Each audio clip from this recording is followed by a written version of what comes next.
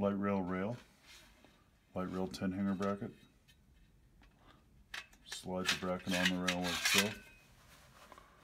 Take the second 10 hanger bracket, slide it on. Notice how they're both facing the same way. Space them out the way your bars are in your tent. Put them on like so.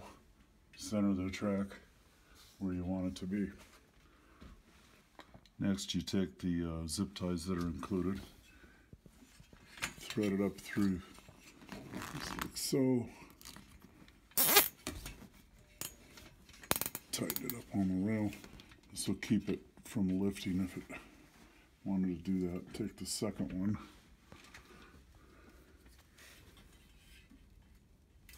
Feed it up through like so. Tighten it down. A pair of pliers to keep the track from sliding in the rail hanger bracket. Just put it right on the edge here. Twist, and you've got a crimp. Do that a little better. Go ahead and put one on both sides of this, and then we can do it on both ends.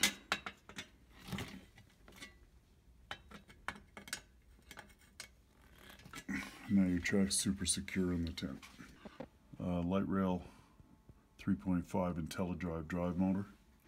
I'm going to install it on the track now.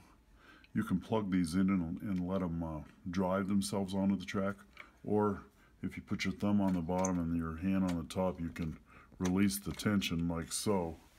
Take it up, slide it on, and now you're ready to go.